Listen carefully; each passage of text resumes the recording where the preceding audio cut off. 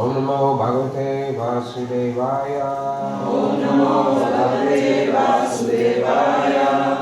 Om Namo Bhagavate Vasudevaya. Om Namo Bhagavate Vasudevaya. Om Namo Bhagavate Vasudevaya. Om Namo Bhagavate Vasudevaya. Today we're reading from Bhagavad Gita as it is, chapter 1, observing the armies. This is text 12, 13, and 14.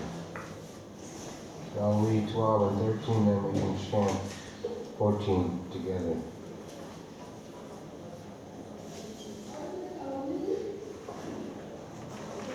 Tasyad sanjayam harsam purida pitamaha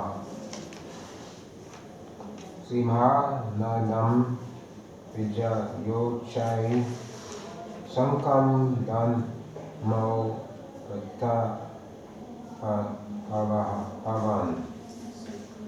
Then Bhishma, the great grandsire of the Kuru dynasty, the grandfather of the fighters, blew his conch shell very loudly, making a sound like the roar of a lion, giving Duryodhana joy. Purport. The grandsire of the Kuru dynasty could understand the inner meaning of the heart of his grandson Duryodhana, and out of his affection, out of his natural compassion for him, he tried to cheer him by blowing his conch shell very loudly, befitting his position as a lion. Indirectly, by this symbolism of the conch shell, he informed his depressed grandson, Duryodhana, that he had no chance of victory in the battle because the Supreme Lord, Krishna, was on the other side. But still, it was his duty to conduct the fight, and no pains would be spared in that connection. Text number 13. Tata Shankascha Viryascha Pandavaka Omokai Saha Sambhavya Anyata Samshabdas Tumulo Abhavat. After that, the conch shells, drums, bugles, trumpets, and horns were all suddenly sounded, and the combined sound was tumultuous. Text number 14. Please repeat. Tata, Sveiter, Ayer, Yute, Mahati, Sandane, Hito, Mudava, Pandavas, Shaiva, Divyo, Shankho, Padama, Matuha. What's that last? What do you pronounce that last word? Padam Matuha. Matuhu. What is it? Matuhu. Matu? Yeah. Not Matuha? I don't know how to do it. What's the Sanskrit? Should be ha. No, it's U. In the Sanskrit, it's U. Matu. Matu. Yeah. Tas Svaitir Harir Yukte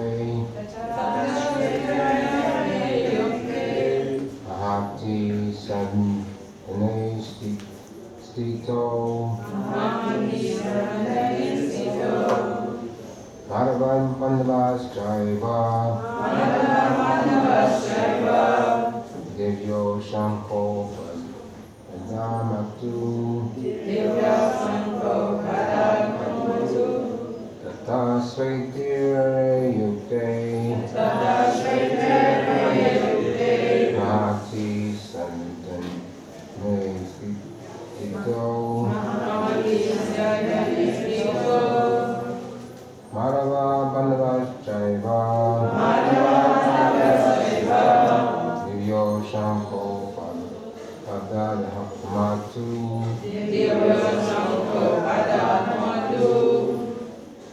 Someone else? Tata Shete Aye Yukte Mahati Syamane Stito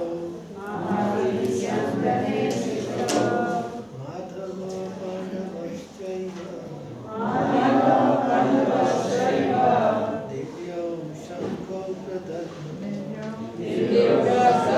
Pradatmatu Tata Shvetarya Hayukte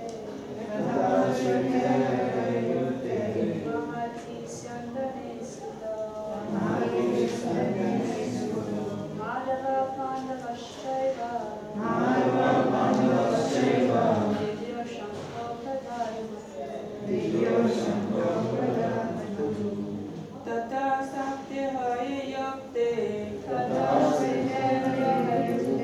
महति स्यन्दने स्थितो माधव स्पन्दव सैव दिव्यो शङ्ख परतिमतु तथा स्वतयर्हयरुक्ते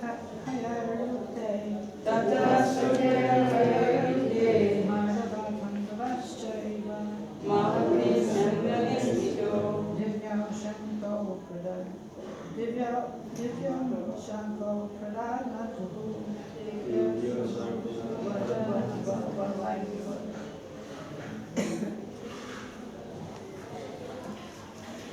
Word for word, tata.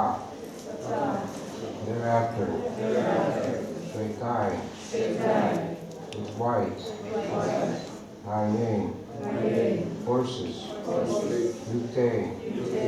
Being yoked. Mahati. In a great. Sandane. Chariot. Spito. Situated. Madhavaha. Krishna. Husband of goddess of fortune. Pandava. Arjuna. The son of Pandu. Cha. Also. Eva. Certainly. Divyo. Transcendental. Ramko. Kamshel. Vanda. Matu. Sounded. Translation purport by His Divine Grace A.C. Bhaktivedanta Swami Srila Prabhupada. On the other side, both Lord Krishna and Arjuna, situated on a great chariot drawn by white horses, sounded his transcendental conch shell. Please repeat. On the other side, both Lord Krishna and Arjuna, stationed on a great chariot, drawn by white horses, sounded their transcendental conch shell. Purport. In contrast with the conch shell blown by Vishnu Dev, the conch shells in the hands of Krishna and Arjuna are described as transcendental. The sounding of the transcendental conch shell indicates there is no hope of victory to the other side, because Krishna was on the side of the Pandavas. Jayastu Pandu Puchanam Yasam Pakse Janardanaha. Victory is always with persons like the sons of Pandu, because Lord Krishna is associated with them. And whenever and wherever the Lord is present, the goddess of fortune is also there, because the goddess of fortune never lives alone without her husband.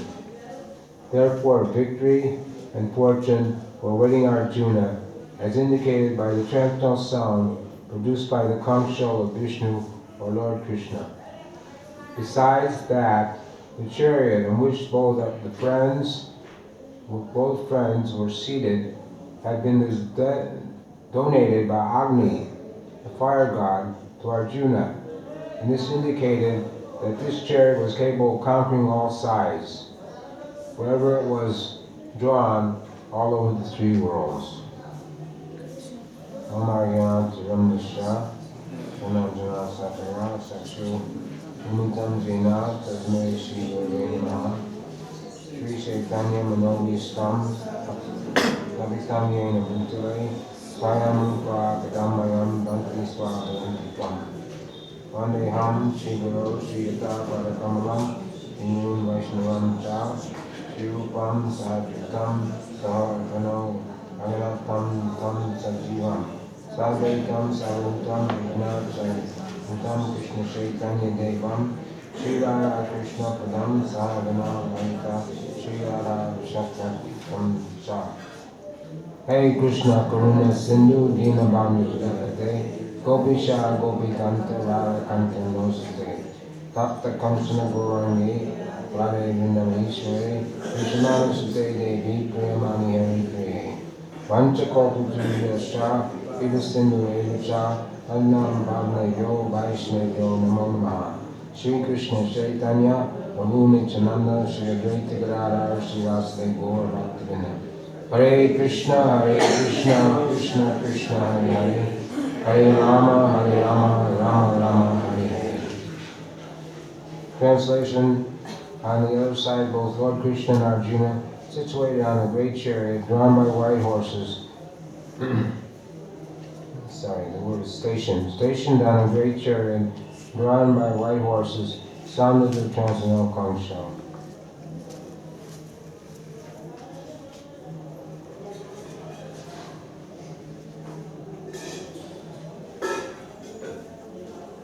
So the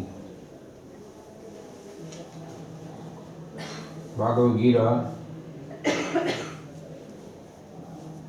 is part of the Mahabharata. The Mahabharata from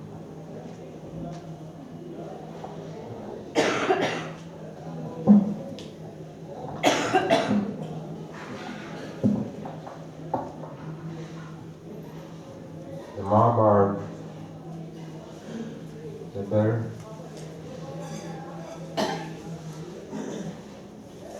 Is compiled by Srila Vyasadeva. Srila Vyasadeva wrote all the Vedas. Originally there was one Veda, then he divided into 4 Vedas, and he wrote the Puranas, Itihasas, so many different literatures, all considered Vedas. Veda means end of knowledge, giving perfect knowledge. But Srila Vyasadeva, he's the literary incarnation of the Lord. Therefore, he's not an ordinary living being. He doesn't have the 4 defects that the living entity has. Cheating, to make mistakes, to be illusion, and what's the other one? Imperfect senses. So Srila Vyasadeva compiled all the Vedas. Then he felt it was necessary in the age of Kali to write the Mahabharata, because in the age of Kali, this age, people are not very much inclined to hearing just philosophy, but they're more inclined to hearing stories.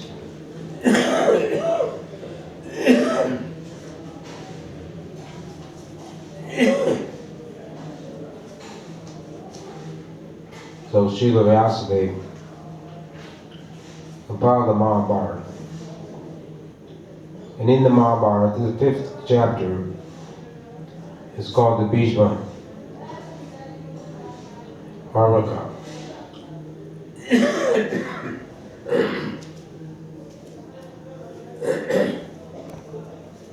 So in the beginning of this chapter, Dhritarashtra, Vyasadeva, was the son of Dhritarashtra.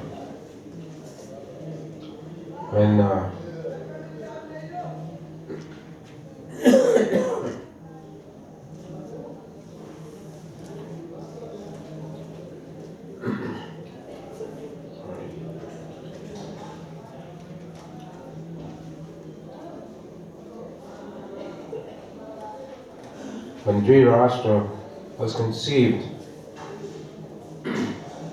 Vyasadeva was called by his mother. She had the power to call him. So she called him at a time when he was doing his meditation in Himalayas. And he didn't have time to make himself presentable. So when she was asked by his mother to impregnate queens so someone could be the heir to the throne, she closed her eyes at the time of conception and therefore Dhritarashtra was born blind. And then the second time it happened, the queen turned pale when she saw Vyasadeva, and Pandu was born. Pandu was born pale. So, but not only was Dhritarashtra blind, materially blind, he was also blind spiritually. And because of his attachment to his son, Duryodhana, he couldn't prevent the war, the battle of Kurukshetra from taking place, although he wasn't in favor of it. So then Vyasadeva came and said, I will give you divine vision so you can see the battle of Kurukshetra. But Dhritarashtra declined. He said, no, I'm not, well, I don't want to see this battle, because I know it's going to be a lot of people being killed. But I want to hear it. So Vyasadeva gave the power to Sanjaya. He empowered Sanjaya not only to see the battle of Kurukshetra, but also hear it. And so Sanjaya was also given the benediction that if he was on the battle, he would not be injured. So Sanjaya went to the battle of Kurukshetra and came back and then spoke to Dhritarashtra the whole epic of Bhagavad Gita. So this is the 5th chapter of the Mahabharata, and for the common people, when they do the movie, Mahabharata was very popular in India, especially one time they put it on television, practically the whole country would stop just to watch the Mahabharata. Even the devotees, we were watching it too. It was 1 hour every week, once a week. So Mahabharata is very popular, especially this part of the Bhagavad Gita, but most of the producers of Mahabharata, they don't know the value of Bhagavad Gita. Sometimes they show something. I saw one version, they showed up to the Bhagavad Gita, and Krishna had our conversation with Arjuna, which didn't make any sense, and then they showed the universal form. That was all they showed of the Bhagavad Gita. So we know that the Bhagavad Gita is Krishna speaking the Bhagavad Gita. So it is not just an ordinary book, but it's transcendental literature. So all the armies came to take part in the battle of Kurukshetra, and Sanjaya described to Dhritarashtra about the how the material world is situated. You know about Jambu Dweep. Jambu Dweep is one of the islands. I believe there's 9 islands, and sometimes when you see the full moon, you see it looks like there's a rabbit on the moon. You look at the moon closely, but that is not actually a rabbit on the moon. That is the reflection of Jambu Dweep. So it's said that all the men in Jambu Dweep came to take part in the battle of Kurukshetra. Practically no one was left in the world except for old people, women, and children. As we know, there were 640 million people died in the battle of Kurukshetra.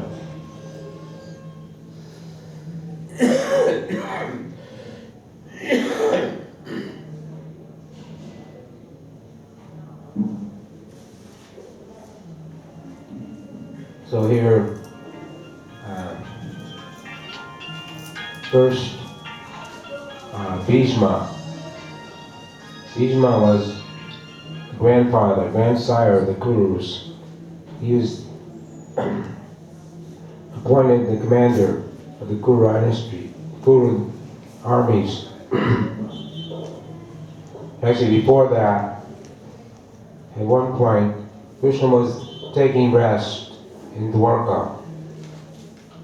And at that time, Duryodhana came and he sat by Krishna's side. For Duryodhana didn't know Krishna's identity. Then Arjuna came and he sat at Krishna's feet. So Krishna opened his eyes, and the first thing he saw was Arjuna, because he was laying on his back. So he looked down and saw Arjuna. So he said, Arjuna, you come. How can I help you? But then Duryodhana protested.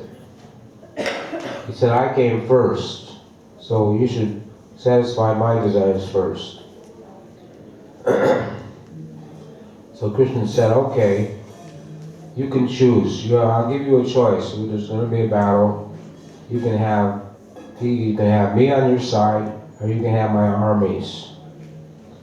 So Duryodhana, not understanding who Krishna was, because he was a demon or demoniac person, he said he thought it was wise to take Krishna's armies. And Arjuna knew who Krishna was, Krishna was his friend, Krishna was the Supreme Personality of Godhead, so Krishna agreed to take the side of Arjuna, the Pandavas.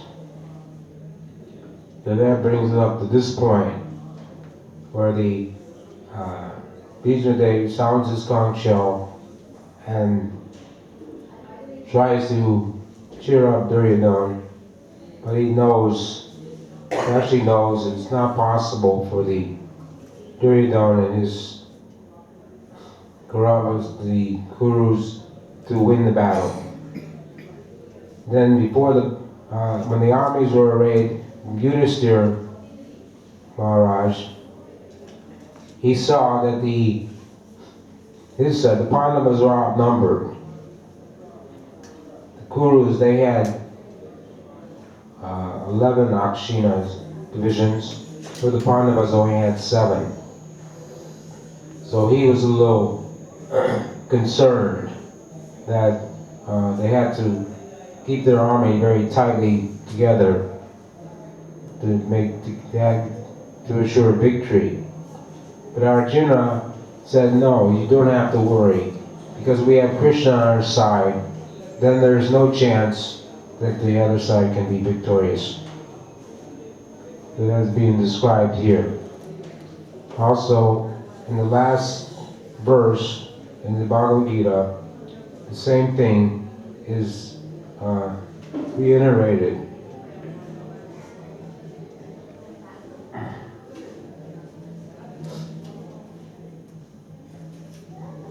Wherever there is Krishna, the master of all mystics, and wherever there is Arjuna, the supreme archer, there will also certainly be opulence, victory, extraordinary power, and morality. That is my opinion. Purport. The Bhagavad Gita begins with an inquiry of Dhritarashtra. He was hopeful of victory of his sons, assisted by great warriors like Bhishma, Drona, and Karna. He was hopeful that the victory would be on his side. But after describing the scene in the battlefield, Sanjaya told the king, you were thinking of victory, but my opinion is that where Krishna and Arjuna are present, there will be no good fortune. He directly confirmed that Dhritarashtra could not expect victory for his side. Victory was certain for the side of Arjuna because Krishna was there. Krishna accepted the post of charioteer for Arjuna was an exhibition of another opulence. Krishna is full of all opulences. The renunciation is one of them. There are many instances of such renunciation for Krishna, for Krishna is the master of renunciation. The fight was actually between Duryodhana and Yudhisthira. Arjuna was fighting on behalf of his elder brother Yudhisthira. Because Krishna and Arjuna were on the side of Yudhisthira, Yudhisthira's victory was certain. The battle was to decide who would rule the world, and Sanjaya predicted that the power would be transferred to Yudhisthira. It was also predicted that Yudhisthira after gaining victory in this battle, would flourish more and more, because not only was he righteous and pious, but he was also a strict moralist. He never spoke a lie during his life. So, in 1973, Srila Prabhupada also lectured on these two verses 13 and 14. So he much stressed the point that Krishna and Arjuna, they sounded their transcendental conch shell. Something that's transcendental means it's not under the influence of three modes of material nature. So we know Krishna also yadayi dhamma shagani bhakti bharata. Krishna comes, appears in the material world when there's irreligion to reestablish religious principles. Sadhunam vinista duduskritam, to annihilate the miscreants and to give pleasure to his devotees. So Lord Krishna came at this time to relieve the burden of the earth. At that time the earth had become overburdened by demoniac rulers, demoniac kings. So this is all the arrangement of Krishna that this battle would take place to facilitate that purpose of removing the burden of the earth. So Lord Krishna and Arjuna, they were stationed on a great chariot drawn by white horses. So one time this demigod Agni Dev was suffering from indigestion and taking too much ghee. So there was one forest. If that forest was set on fire, he would eat that fire, and then he'd be cured of his problem. But every time they tried to start to burn the fire, Indra would send torrents of rain. So Krishna and Arjuna went there, and Krishna made it cloudy so the rain so somehow protected the forest so fire could take place. Then Agni was cured of it. He ate the forest fire, was cured of his problem. And then Agni presented Arjuna with this chariot, and it says this chariot was indicated that it was capable of conquering all sides, and it was indestructible. So Arjuna had this chariot, he had his Gandiva bow, he had endless arrows, and so everything was in the favor of Krishna and Arjuna. So there was no hope for the other side of winning the battle. And so the battle of Kurukshetra went on for 18 days. But Srila Prabhupada didn't talk about the battle, or about the battle of Kurukshetra in this lecture, but he stressed the point that Krishna and Arjuna, that Krishna was transcendental. Narayana Paro Vyakta. So Krishna is not material, Krishna comes in the material world by his own free will, and he never influenced by the three modes of material nature. But Abhijanti Ma Mudha, but the Mudhas, the fools and rascals, they cannot recognize Krishna. When Krishna went to Mathura, he first met a washerman, and he said to the washerman, "You kindly give us some clothes." Krishna and the Kaura boys, he said, "You kindly give us some clothes to wear." But the washerman was not a devotee, so he refused. He said, "You boys, don't be so impudent. These clothes are meant for the king, Kamsa. if he finds out about this, he'll surely want to punish you. So Krishna was not very pleased by this washerman, and simply with his hand, he cut off the man's head. And they happily took all the clothes they wanted. So even when Krishna comes to the material world, it can't be known. Not everyone recognizes his true transcendental nature. It says, Bhakti Mama Vijanati, only by devotional service can one understand Krishna. Dharma karma chameda vyame evam yogi titartataha.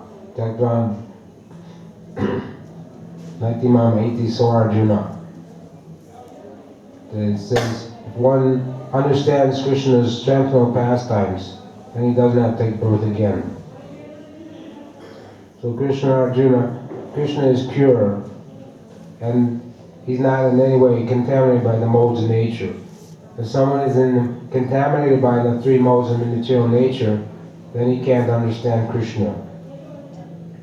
To understand Krishna, then we also have to become pure. Come to the mode of Shuddhasa, pure goodness. Because Arjuna was Krishna's friend, he was also pure. But he's playing the role. Arjuna was a Nityasiddha devotee.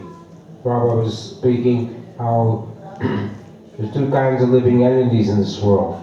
Some are Nityasiddha, some are Nityabhada. Those are Nityasiddha, they descend to the material world. When Krishna comes to perform his pastimes, he brings with him all his associates and entourage. First he called 33 million demigods to come and take part in the Leela. Then he manifests his abode, Gokul, here on the earth, and he sent his associates to, like Nanda Maharaj, Mother Yasoda. They all come to take part in his pastimes. And although they look like ordinary human beings, behave like ordinary human beings, they're not.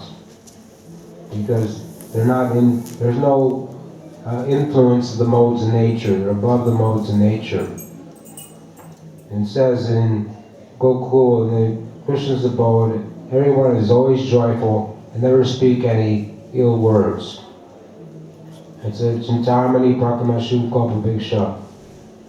The spiritual world, the Golok is made of Chintamani, or gems. Very Vrindavan is actually a very beautiful place. It's not what we see with our material eyes. Brahmanjana Charita Bhakti Vilochanena. In order to see Vrindavan, one must have this salve of love. When the eyes are tinged with the salve of love. Without that love, loving devotion, without being pure, one cannot see the real Vrindavan. Of course, we're in the vicinity of Vrindavan, but there's this curtain called Kodamaya. It blocks our vision from seeing the real Vrindavan. And in Brihad Bhagavatamrita, it described that these buildings and these roads and all these things that are going on in Vrindavan, that doesn't have anything to do or doesn't interfere with the real Vrindavan, the real Gokul. And Gokul and Golok are practically identical. In Brihad Bhagavatamrita, one person in the second part describes this person called Gop Kumar. And Gop Kumar, he goes all over the universe, material universe, finally till he goes to Golok. Then he comes back to Gokul. Then he goes back to Golok. But he doesn't see much difference between the Gokul and Golok. They're practically identical. Except for Krishna's pastimes, it has different pastimes in Golok than it does in Gokul. In Gokul and Golok, their demons appear. Keshi demon appears, Aristashura appears, but Krishna, they don't perform the same activities as demons. The coward boys, they all get on Keshi demon and ride him around like a pet horse. Krishna keeps him in his Goshala. And the Aristashura, he put a rope in his nose and tied him up and put him beside Lord Shiva. So, as Lord Shiva's carrier, so he wouldn't cause any trouble. And then Krishna got on the Kaliya serpent, and he had his Rasa Leela. Then he took these shawls from all the Nagapatis and put them through Kaliya's noses, different noses, and rides Kaliya around like he's riding a horse. So this is Golok, this is Gokul and Golok, these both spiritual abodes. And both these abodes are free from the modes of material nature. So this is of course that's a little bit off the point here, but the point is that because Krishna was on Arjuna's side, then there wasn't any chance for the Kurus, for the Duryodhana company to be victorious. And the Prabhupada was stressing the fact that the sounding of conch shells, Krishna's conch shell was it says here in the next verse that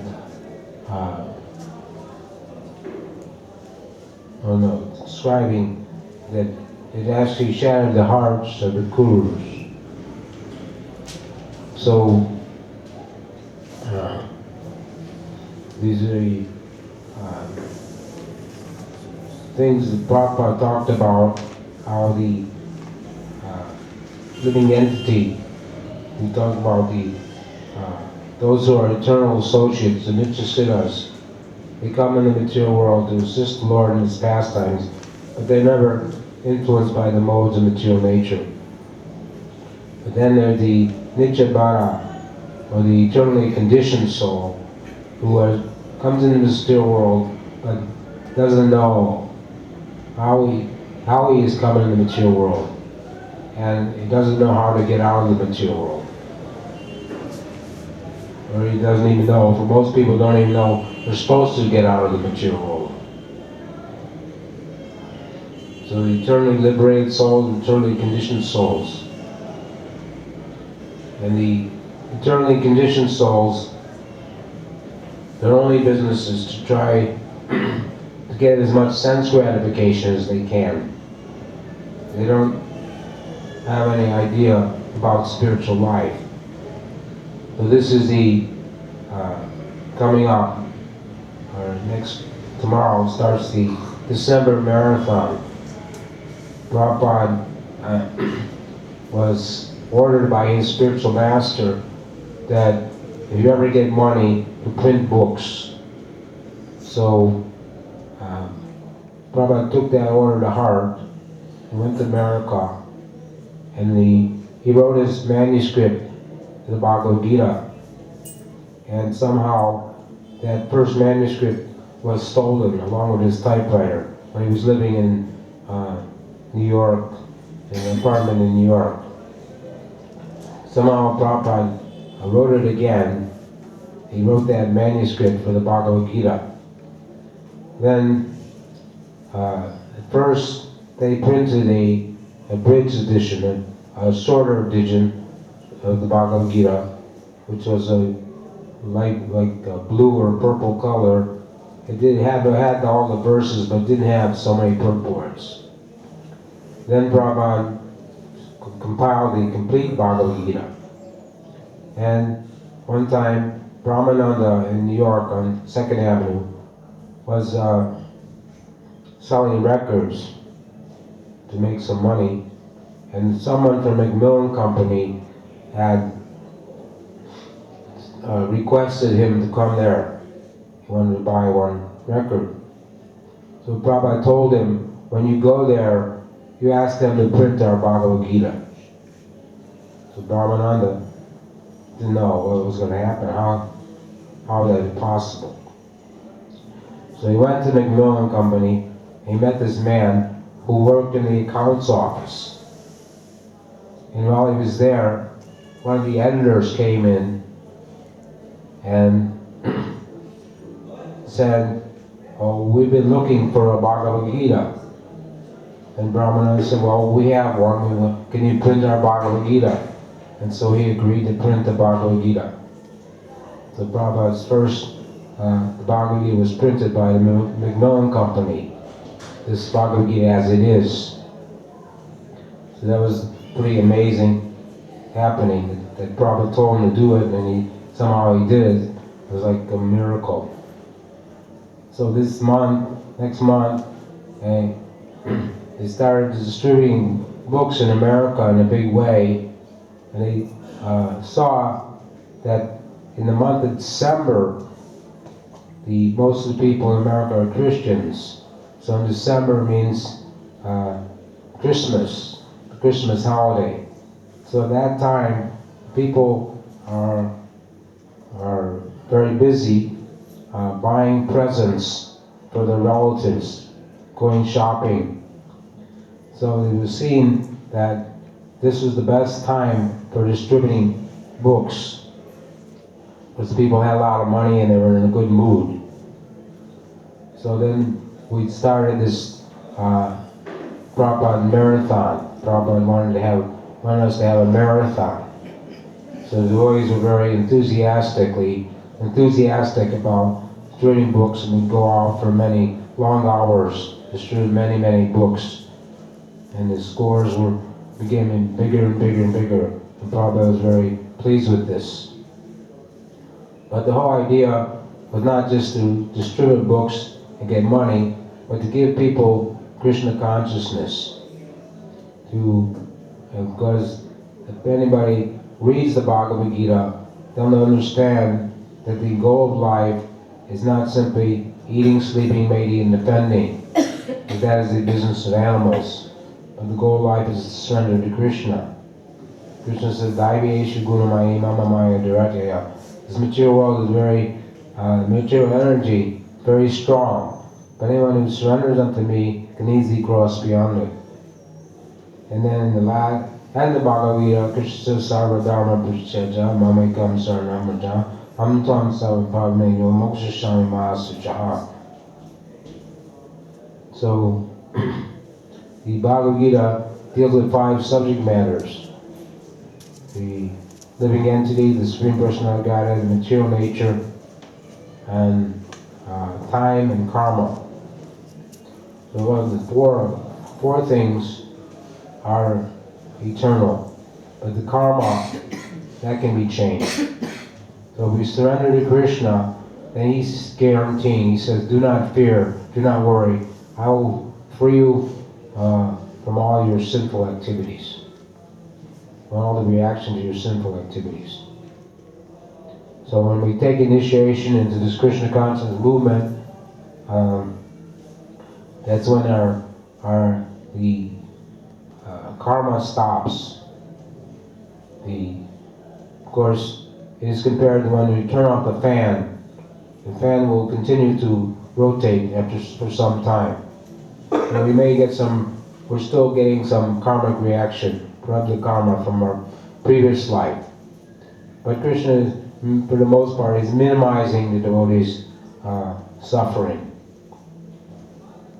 So, this is what Chaitanya Mahaprabhu, he came to this world. He's the Yuga avatar. He's not black. Krishna comes in Dwapara Yuga, and whenever Krishna comes, says Yuga, after millennium, when Krishna appears in Dwapara Yuga, then Lord Chaitanya also appears in Kali Yuga. So Rupa Goswami glorified Lord Chaitanya, Namo Mahamandaya, Krishna Prem Pradayate, Krishnaya Krishna Chaitanya, Namo Gurta Sinaha. He's the most munificent incarnation of the Lord, because he comes to give freely Krishna Prema, which no other incarnation does. All the other incarnations of the Lord, who comes to give the Aishwarya Bhav, or the opulence of Vaikuntha. But Lord Chaitanya comes to give the Madhurya Bhav, the sweetness of Golok. So this is a very wonderful thing, that we are so fortunate to be able to take part in this movement, take part in Lord Chaitanya's movement, and to be a devotee of Lord Chaitanya and Lord Nityananda. Because if you worship Lord Chaitanya and Lord Nityananda, then you can get the mercy of Radha and Krishna. If someone worships Krishna but doesn't believe in Lord Chaitanya, it says he's an atheist. Sarvabhaumacharya, he wrote 100 prayers, and he said, after 100 lifetimes of worshiping Radha and Krishna, then you can chant the Maha Mantra and become a devotee of Lord Chaitanya. So Lord Chaitanya came, not only he came to start this Harinam Sankirtan movement, the chanting of the holy name. Because in Kali Yuga, nothing else will work. Harinam, Harinam, Harinam, Eva Kevala Kuluna Stevan and Stevan Gatiranyata. 3 times it says that chanting the only way is chanting the holy names of the Lord. And therefore, people may try to do meditation or perform austerities, but it's not possible in this age to do those things properly. The only sacrifice is the Sankirtan Yajna, chanting the holy name. So, time of initiation, we all promise to chant 16 rounds of the Maha Mantra. Hare Krishna, Krishna Krishna, Hare Hare, Hare Rama, Rama Rama, Hare Hare.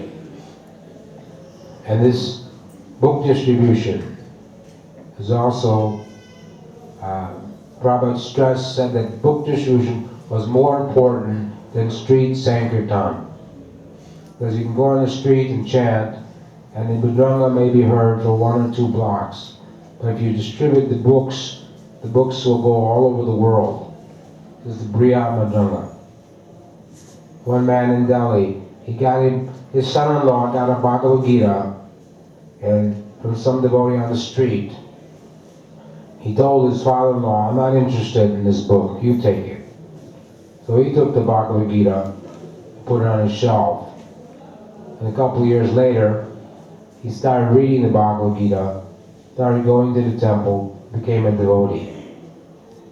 So these books, they're like time bombs. So many stories that there are people who got books.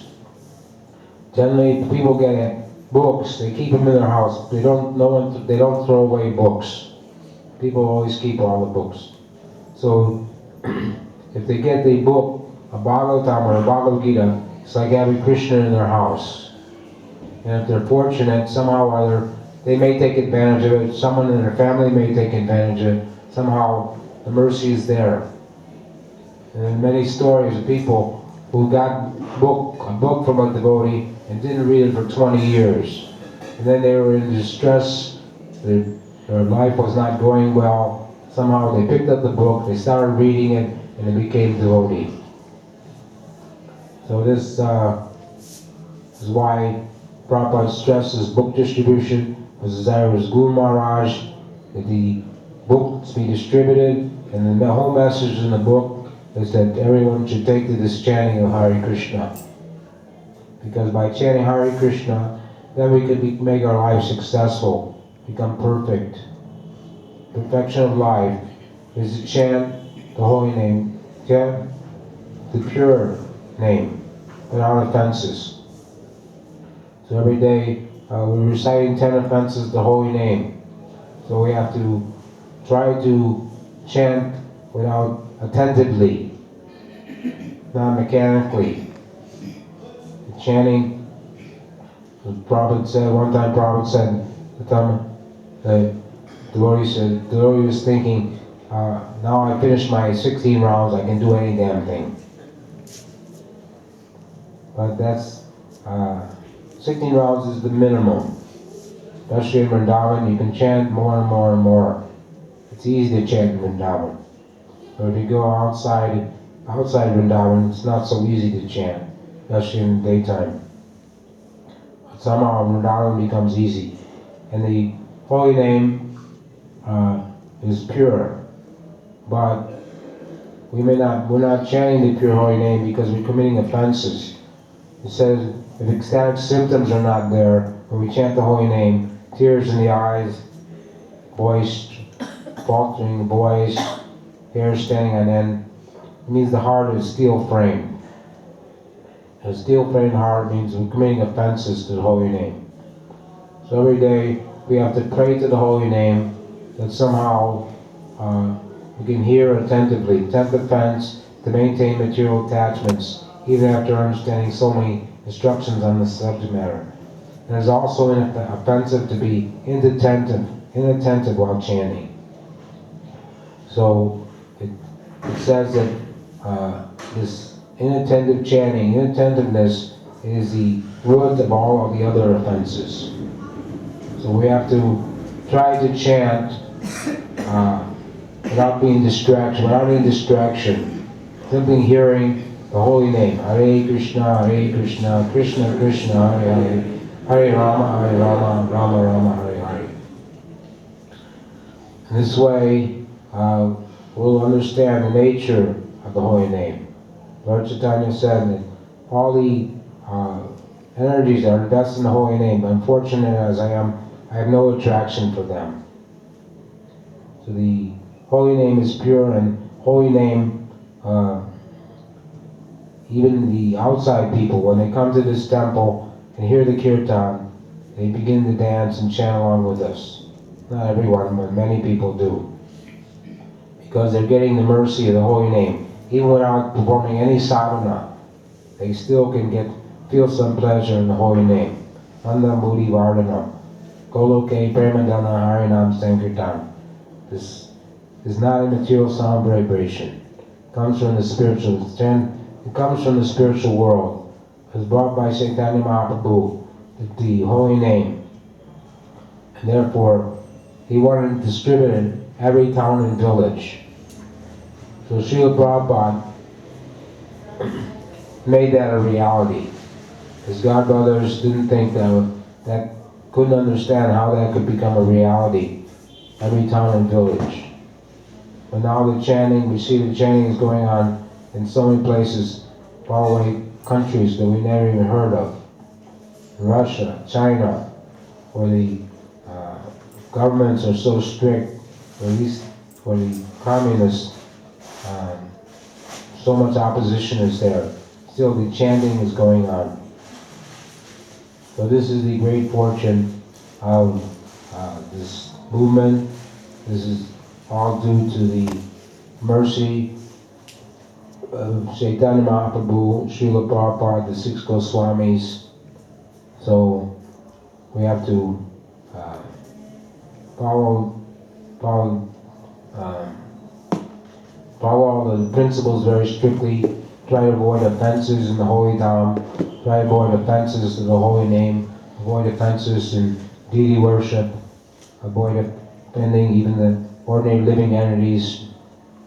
And this way we can make progress in our spiritual life. So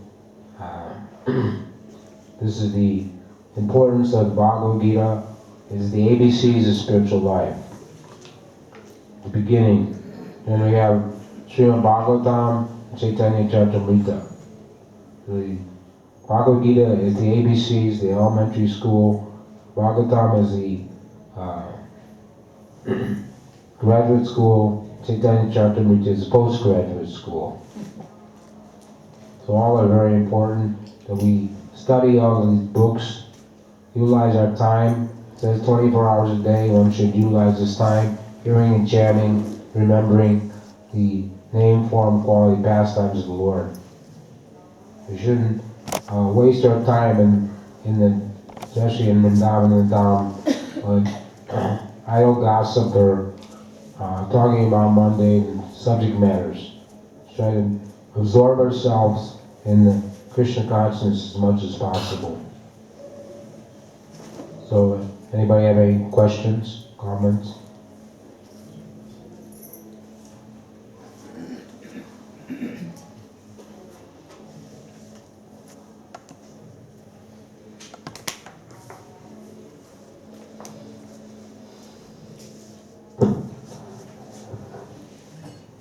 So you were mentioning that about the first marathon.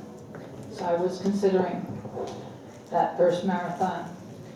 Prabhupada sent the devotees out to distribute the Bhagavad Gita.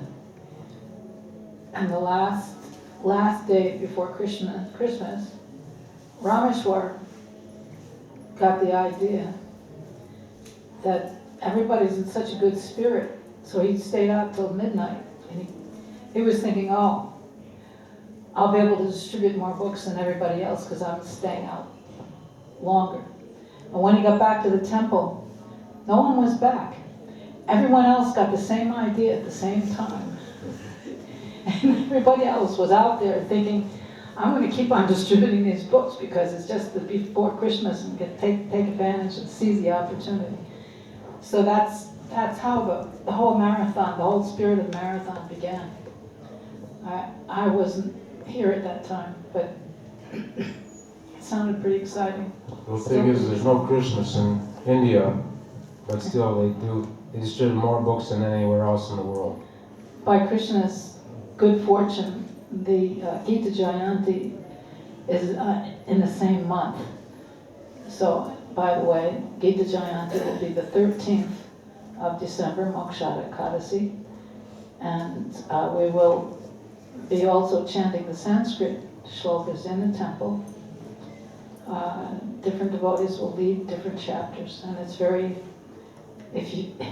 by the time you're finished, you have the idea that Sanjay gives, that it's thrilling at every moment. I have one more comment. You were mentioning that all 33,000 demigods took birth to assist Krishna in his Leela. Actually, I never actually gave that such consideration. 33 million demigods is a lot of demigods. And I heard 64 million people died on the battlefield. No, the introduction I didn't probably hear 640 million. Yeah, okay. But still, I mean, that's a lot of people to come and participate in Krishna's Leela. Well, those 33 million are the ruling demigods. There's as many more demigods than 33 million. Yeah, some of them took birth in Vrindavan, so they may not have taken part in the war, but I wonder how many, there must have been a few also who took part in the war also. I had one question, however. I have read that Sanjay was sitting in a room with Dhritarashtra, and through the television of his heart, without being there at the battlefield, he was giving him the whole recitation of the Bhagavad Gita from there. Now you said that he also went to the battlefield and then came back, and so I guess these are two different things? He went to the battlefield afterwards and then told him what was going on? No, before. Before. It was in the Mahabharata when I read it in Mahabharata. It says he first went to the battlefield and he came back. And then he sat and explained what was there. I didn't know also, I never read it, I never heard it, that Vyasadeva offered to give that vision to Dhritarashtra? Yeah.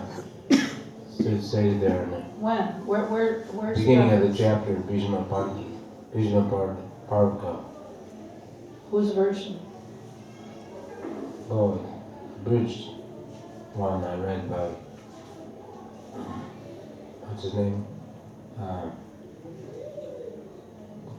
Prabhu, what's his name? I don't know. Anybody else hear it? Yeah, what's his name that he does all the abridged editions, different books? No, the other one. Yeah, Born Prabhu. One Prabhu. Yeah. Alright, so he must have gotten a good Yeah, he reference. said that Vyasa came there and tried this way and trying to ask him to do something to stop the war, but Dhritarashtra said that's not possible. have no control over my son. I mean, Dhritarashtra said, have no control over Duryodhana. He was attached. He was his oldest son. He was more attached because he was the eldest son. Yeah, well, The whatever. first son. He had 100 sons. Yeah. He couldn't bring himself to stop him from doing anything. Anyway, anybody else? Alright, Srila Prabhupada, do you have something to say? I was thinking about that. You're saying it couldn't dissuade him from the war, even though he could see that there was no benefit of it. What was amazing was when Krishna told the demigods to, what was the word he used? Try to make a truce with the demons and to go and churn the milk ocean. And so the demigods agreed to that, and they went with the demons, and they took the Mandara hill, and they dropped it on the way, but Krishna helped them pick it up, and then they used the Mandara hill and turned it to create the ocean of nectar, and then Lord Shiva came to drink the poison. And I thought it was interesting how, obviously Dhritarashtra hadn't read this, but Krishna was showing that even in your own interest, you should try to make a truce with others. And he explained so much the benefits of that. And when the demigods and the demons tried to work together, Krishna helped them so much. But Dhritarashtra was so intent on not trying to make a truce, he ended up losing everything. Krishna went to Hastinapur to make a peace settlement. Yes. And Duryodhana now told his men to arrest Krishna, and Krishna showed him his universal form. And even then he couldn't understand who Krishna was. He still was determined to fight the war. I think he understood, he just didn't care. He just was going to try to get what he wanted anyway. Well, if he understood who Krishna was, he wouldn't. Well, he must have known something from the universal form. He had to see that Krishna was very powerful, and there was no way to beat him. Yeah, the Yoga Maya covered him over. When Krishna was on the battlefield, etc., everyone attained liberation. Those who knew Krishna was the Supreme Personality of Godhead went to Vaikuntha, and those who didn't know who he was went to the Brahma Jyoti. It says in Priya Bhagavatamrita that only Krishna gives liberation. All incarnations, Krishna is the only one that actually gives liberation. All the other incarnations can do so. In certain cases they do, but mainly Krishna gives liberation. So all those people that died on the battlefield, etc., they got some form of liberation. Right. Srila Prabhupada ki jai. Bhagavad Gita ki. Lord Brahma.